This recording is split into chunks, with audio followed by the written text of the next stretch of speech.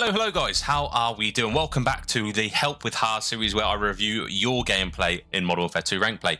Today we're looking at an S&D on Mikado specifically, so if you're here for S&D tips on Modern Warfare 2, stick around, but there's a lot of tips I will be giving that will transfer to Modern Warfare 3. S&D, most games are the same sort of thing, so there will be map-specific tactics that I will try and help you guys out with on Mikado, but generally speaking, a lot of the tips I do provide will be for S&D across the board. So before we get into the gameplay, let's check out the form. We'll then review the gameplay, and then I'll give Zeno, or Axel, sorry, just a general overview of how I think they performed and where I think their potential is within Modern Warfare 2 rank play. So to start off, they're playing on a next-gen console, so that's nice. They're probably playing on 120 frames, so that's nice to see. How many hours do they play a week? 36 hours, so that's just over 5 hours a day, so that's a pretty good grinder. So I'm expecting a little bit of experience to show through here. And then their current rank is Plat 3, and their highest rank is also Plat 3. So they're currently peaked. They're at their peak currently. So hopefully we can get them with these tips into Diamond or even further. We'll see. Settings are looking good. Nothing wrong there. Pretty standard.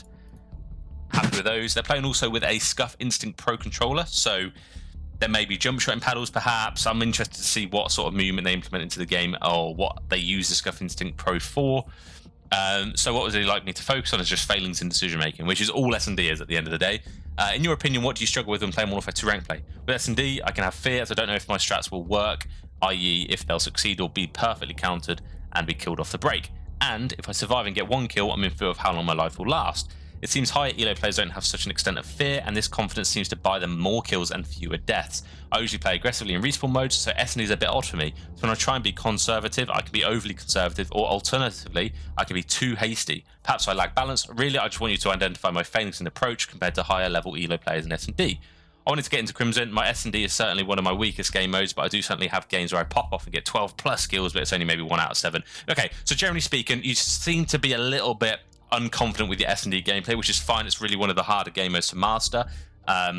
Generally speaking, in S&D, you want to try as much strats at the beginning. So going into Modern Warfare 3, this is going to be my tip. On S&D, try the most outrageous strats at the beginning of the game. Learn from your outrageous mistakes, and then don't do it going forward. The only way you know if your outrageous tactics or your really aggressive plays will work is to just try it. There's a lot of times in Modern Warfare 2, even now, I try a strat, they counter it perfectly. I'm like, right, I'm not doing that then. I'm not doing that strat. So yeah, you've got to try it. Don't be too hasty. But anyway, let's get into the gameplay and see what we can find here. Let's take this forward a little bit here. Don't want to see the beginner's screen. Okay, 12 seconds. Let's see where the rusher is. So you're using the MP7, so it's not an awful class.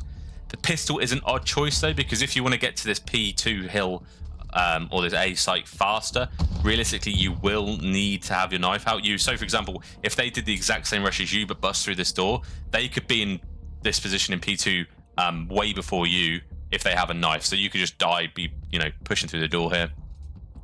So yeah, my first tip would maybe use a knife in S&D just to get around a little bit quicker. You've got bomb squad as well, so it's not a bad thing to be rushing that, because your chances are you're not going to die from a nade unless they do 2 perfect nades. Okay, so let's have a look at what situation we're in currently. We're playing bottom P2. You've just opened the door to the back towards Barber. The chances are they hear you down here.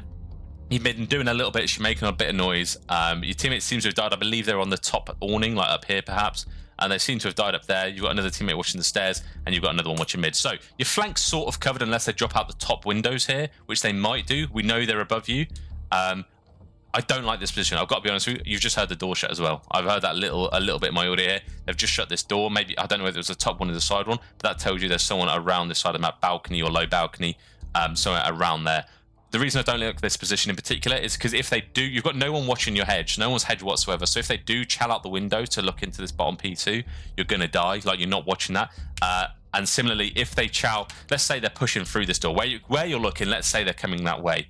If they peek this, they can see no one's on this position behind the door or anything like that. The first thing they're going to do is jump around this corner and pre-aim the bar heady. Like, that's it's a very common place for people to sit. So if it were me, I'd come around here and pre-aim almost exactly where you are, and chances are you'd get beamed. So I don't like your positioning just for the fact it's fairly too obvious.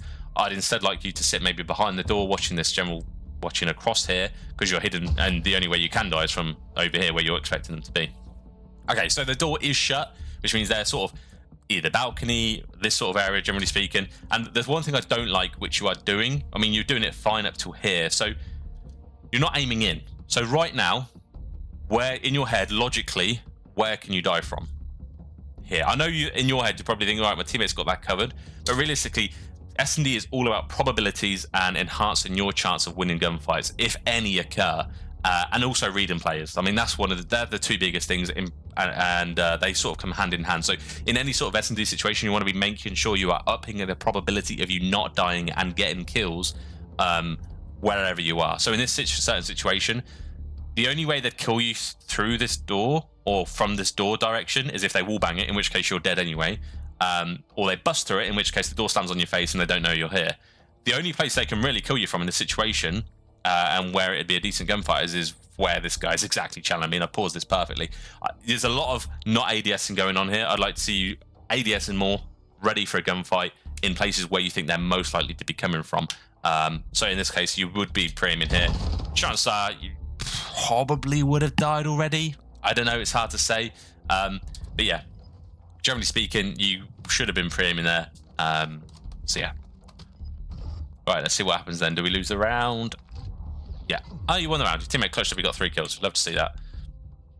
So skipping ahead to the beginning of round 2. You got the nades off the rip. Okay, I'm not sure you need to do that. They've only really thrown 1 nades over. Your teammates have made it in perfectly fine there. Plus you have EOD, or bomb squad, whatever you guys want to call it. So this is making me very nervous. So as a player who knows they can get ripped really easily in this game, you're not pre-aiming anything obvious. So whenever you're checking things, I mean, you're clearly checking this for a reason. Otherwise, you wouldn't be peeking it. There needs to be a premium in there, because otherwise, if you do find there's someone down here watching where you are, or there's someone up here watching where you are, they're already going to be aimed in. You're dead. Like it's that simple. So I'd like to see you using your L trigger a little bit more here, and you know, being a little bit more confident. There's also a stun in your back pocket. You don't know if anyone's here yet. It's very brave to do what you're doing. The reason you're challenging this side of A, I suppose, is because you don't know anyone's there, so you sort of want to protect yourself from that. But you can throw a stun. Throw a stun, it will tell you if someone's there. Throw a stun behind hedge. You know, it's a very easy way to gauge if someone's here. And chances are no one's got in your middle, so this is even more dangerous of a plant.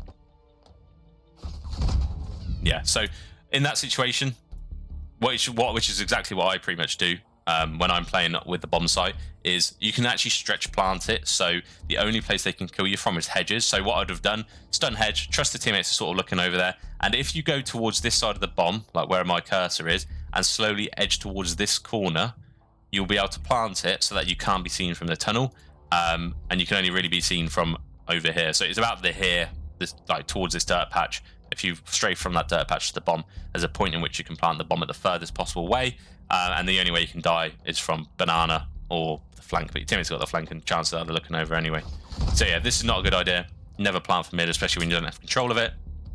So that's the decision you've done incorrectly there. And the problem is with that is you've left the bomb in the open. So your teammates, the enemy knows your teammates have got to gather the bomb. So you've left your teammates in a really secure situation, which I imagine they don't get out of. Yeah. So unfortunately, they do break it even to 1-1. So B, I don't mind this. This is an unusual. I mean, I like this route. This route is a good route if you're defending B, because chances are people aren't going to expect you up here, because chances are they can see the bottom of the stairs already, so they're probably not already looking up here.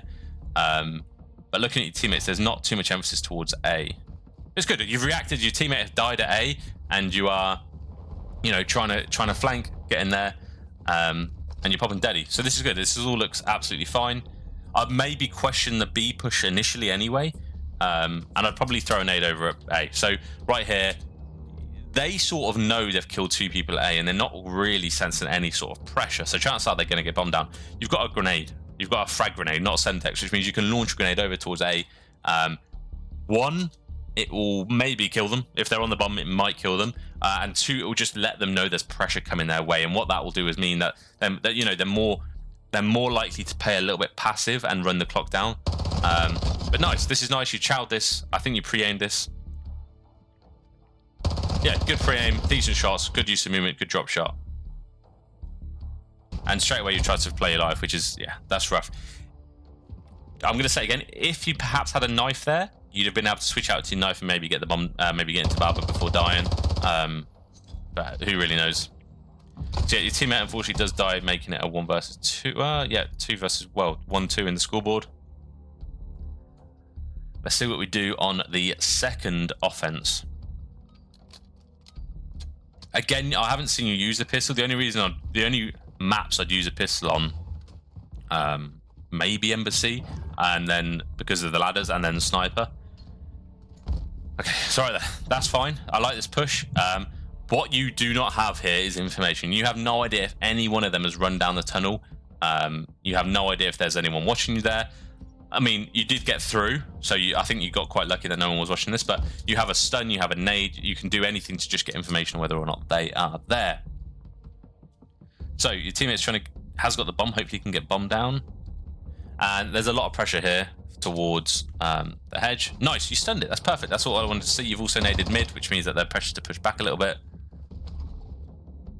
And your teammate has just died from this very point. It was very brave to get the bomb and then planting in the exact same position, but it's paid off, it's fine. Good read on the player in mid. So, bomb is down, right? It's a 3 versus 2. You can see bomb from banana, you can see bomb from, can't see bomb from tunnel, and you can see it from top balcony, and that's pretty much it. So you're in a pretty good spot here, so your teammates can stay alive and you can stay alive. So all the info you've got every way covered here. You've got a decent hold. You're watching this side of the map. Players watching tunnel, and the other teammates watching barber. So this is perfect. My only thing I would say about this specific position is that it's very obvious. If you've got a person who's challenged short here, and they're pre-aiming the windows, they've checked the windows, they're going to be checking this. At least I will. If I was in this position on the enemy team, I will always check this roof. So yeah, perhaps I'd sit on these bikes there, maybe a little bit more of an off angle, or just lay down, maybe here in this dark area. Yeah, you just got to be unreadable in that situation. But I don't think, I mean, you pop Daddy as 3v2, I don't think you're going to lose the round anyway. Nice. Solid kill, you drop shot, good shots. You did invest Daddy, which is probably not the best thing, but you won the round, so I always say if you manage to win the round, even though you've invested Daddy, it's not the worst thing in the world. Good nade. You've left A. Fine. Your teammate has just died at A. I'm wondering why we're not going A. So, okay, yeah. I would put... They're going to be going A at this point. They've just got to kill towards A. One of the players on the team has just seen you cross, so they know at least it's a 4v2 over towards A. Turns out you've got 2 people over here, so it's actually a 4 versus 1 over towards A. So yeah, it's not a great position. You probably could have put a little bit more pressure towards A-bomb there, but yeah, that's it. You just let them get a little bit too comfortable towards A. I don't know why you've stopped pushing bottom. That's my only thing. Like, you managed to get to bottom successfully throughout the first round, and it paid off. Yeah, see, this whole approach was very slow. Like, you're the SMG, you're the one that can react fast with the guns. You need to be running in here and either getting on the bomb. As soon as you get on the bomb, there's one player alive. I mean, I get that. As soon as you get on the bomb with less than 15 seconds left, chances are you've lost the round. That's just how it is. You need to have started defusing before 15 seconds for this exact situation. Yeah. The enemy teammate has played that really well. The enemy, not teammate, sorry, the enemy player has played that really well there. Yeah, I would have liked to have seen a little bit more aggression, a little bit more fast-pacedness towards that point. But realistically, they shouldn't have been able to get the bomb down in any case. I'd like to see you push P2, maybe do the jump up to the window, anything like that. You can't give up A that easily.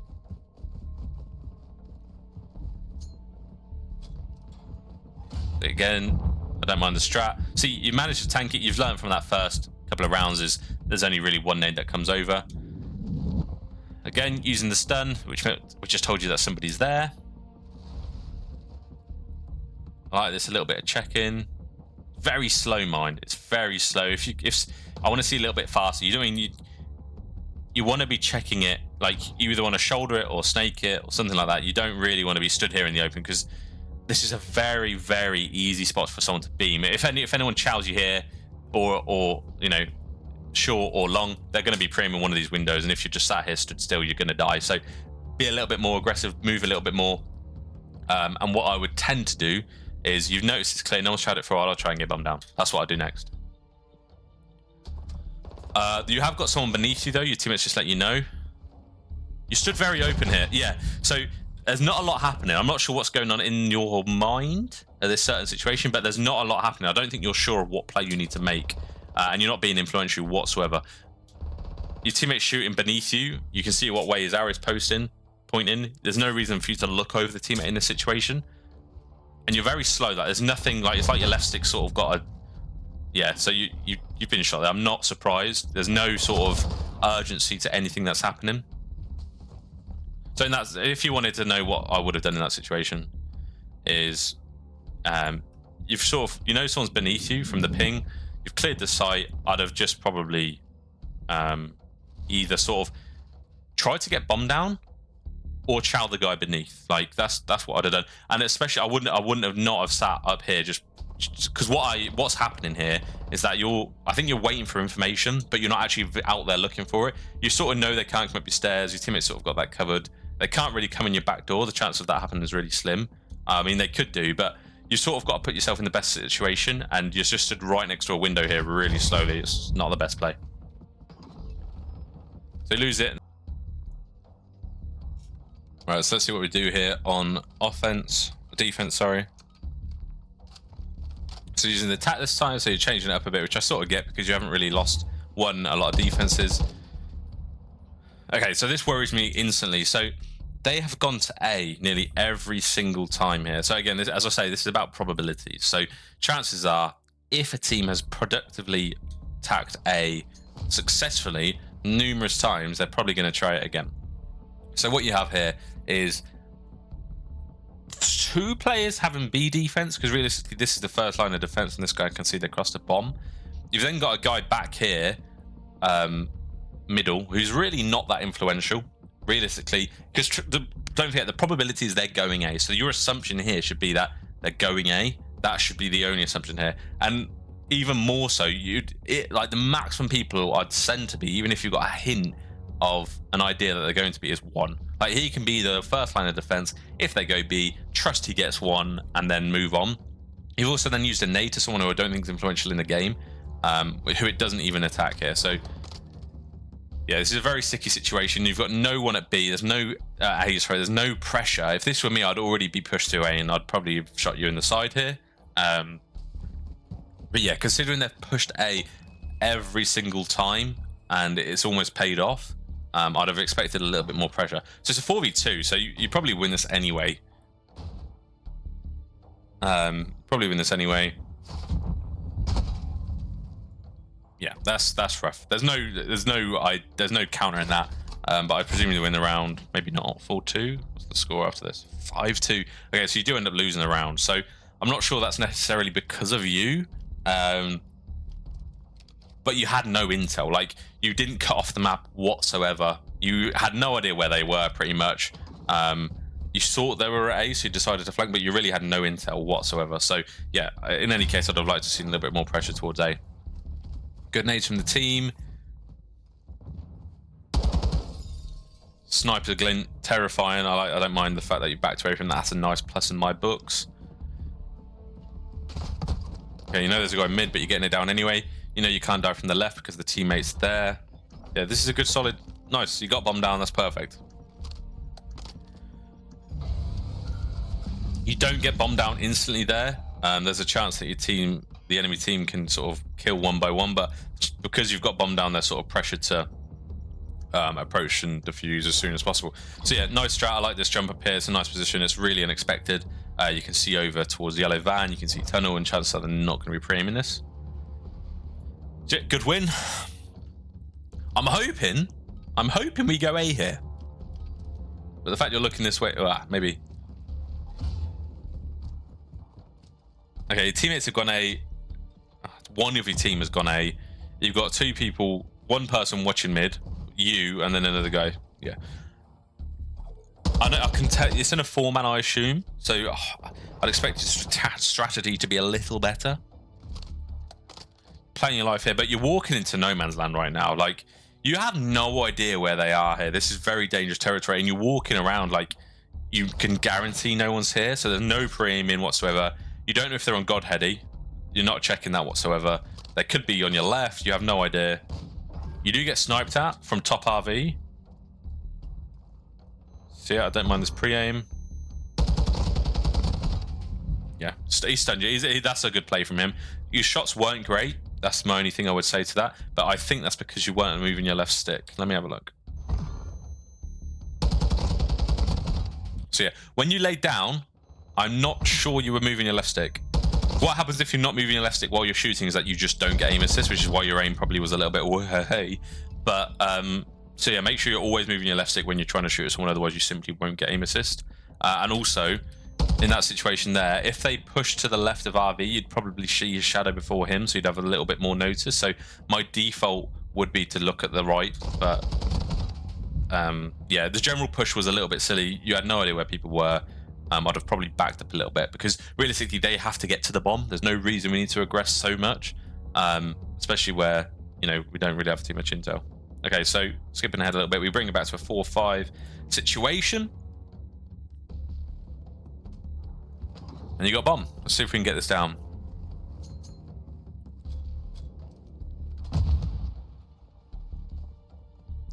Okay, again, we're a little bit slow, but that's fine because your teammates are being that aggressive players. Teammates unfortunately died mid, but your teammate does bring it back to even Stevens. Okay, I like that. I sort of like that use of a stun, but you already know there's a guy there. So what's the purpose of the stun? Are you stunning for him to then be maybe one shot and then maybe the stun kills him? I don't know. But realistically, if you stun him, are you going to rush him afterwards? Because that's the purpose of a stun, or get an intel. You've already got the intel, so unless you're going to go and rush him, it's pointless stun. I'd have liked to have seen a stun over hedge just to get a bit more intel this side. Great. Perfect situation here. Where I was talking about, where you can stretch the bomb, is probably about here. So if you stood on this shadow and then edged towards this corner of the bomb, you can put it down without being seen from the tunnel. But hey, it doesn't matter anyway because he's managed to get it down. But just for future reference, that'd be my strat. See, I didn't mind this position when you had an AR. As a sub, I know the Vel beams. I've got to be honest, the Vel does absolutely beam. But chances are, if it's a one-on-one gunfight, 50-50 with a guy in tunnel with attack, you're losing it. You're not giving yourself the best probability of winning a gunfight in this certain situation. But that's just me. What I would have probably done is you sort of need someone to play your life. I mean, you won the round anyway, but you need someone in that situation to play the life. It's a 3 versus 1. You need someone to be the very final backstop of, I don't know. You need someone to be the last line of defense, who's, you know, last resort almost. So I'd have probably been just hidden in P2 and just hope the teammates got the kills, but they did anyway. So it's neither here nor there. Now let's see. It's round 11. They have not gone to B a single time. Let's see how much emphasis we put towards B here.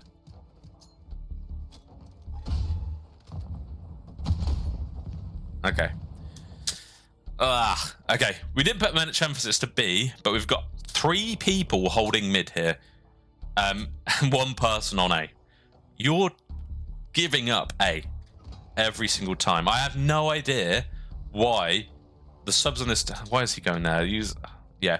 I've got no idea why we're giving up A every time. You give up A, they get bombed down. It's GG. It's almost impossible to retake A on this map. Okay, so I like this. Going towards Barber's a good shout because chances are they're not going to be checking here because someone's already died here. Oh, you do get audio. Managed to get the kill. Good kill. Shots are decent. So right, at this point, in your head, you've got to know an enemy is watching Barber because you've just got a kill there. Okay, so 1 versus 1.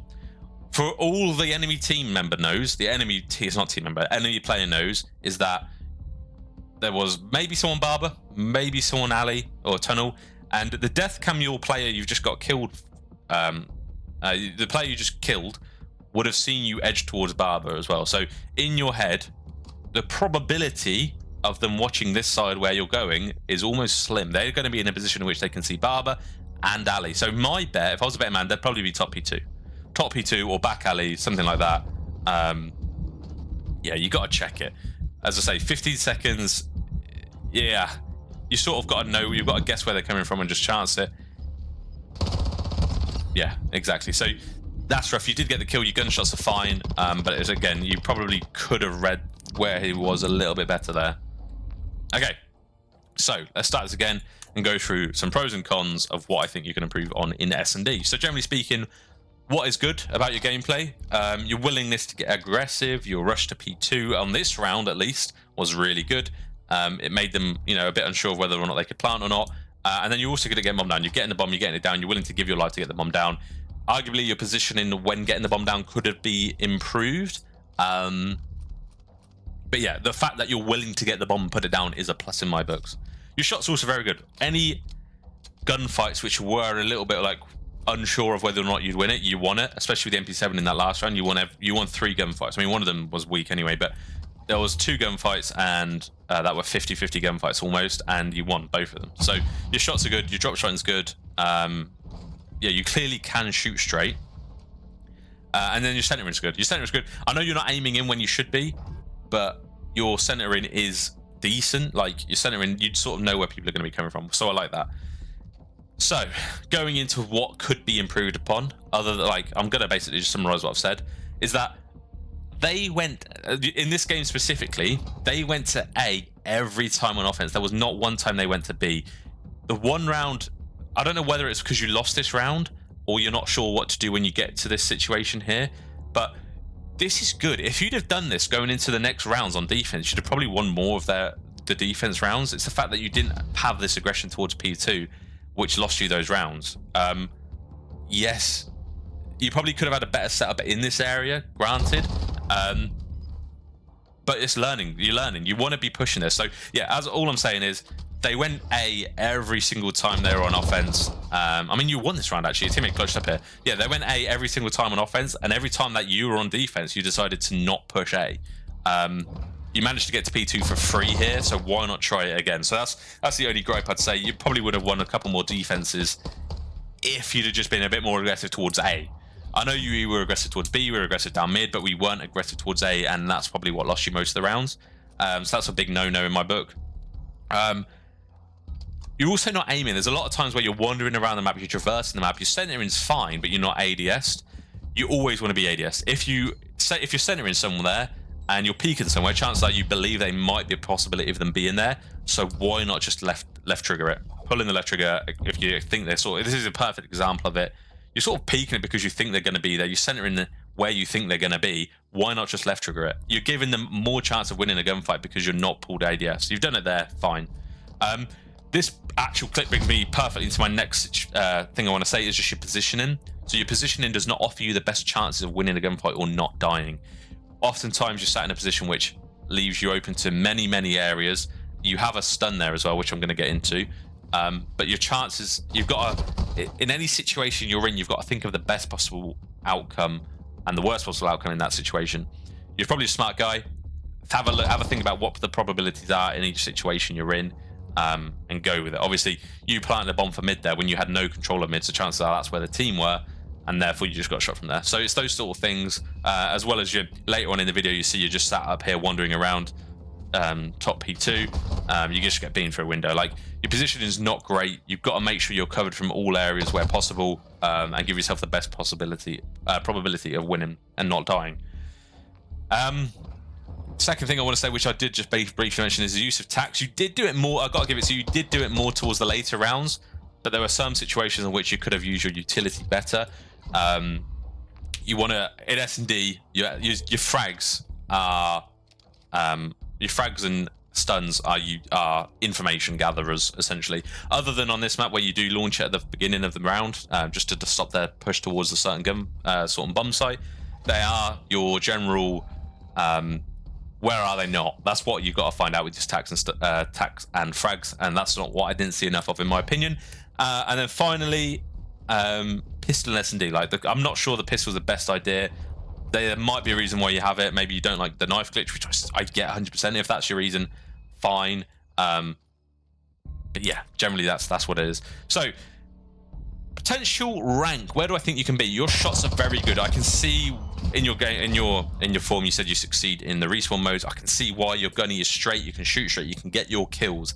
S&D seems to be letting you down because you're not maybe using your mind to its best advantage. But yeah, I definitely foresee you being diamond player if you work on these couple of things I do. If you're already winning your respawns, winning your S&Ds, you're going to be climbing the ranks much faster. And therefore, I definitely see you in Diamond, maybe towards the top end as well. So yeah, stick with it. Work on these going into Modern Warfare 3 as well. And if S&D is your weak point, play more of it. Jump into pubs S&D, try and work out how random people think. Modern Warfare 3 is a good time because ranked won't be out straight away. So Modern Warfare 3, run S&D at the beginning of the game's life cycle, get to know the spots, get to know the tricks and where people push, and try rushing. Like when you jump into Modern Warfare 3, try rushing, see where you can get to, see where the timings are, where you and the enemy team meet, and yeah, and just work on that. So yeah, that's it for the video. I hope you found it useful for everyone watching, not just Seno. I hope you enjoyed it, hope you learned from it, and I'll see you in the next one. Ciao for now.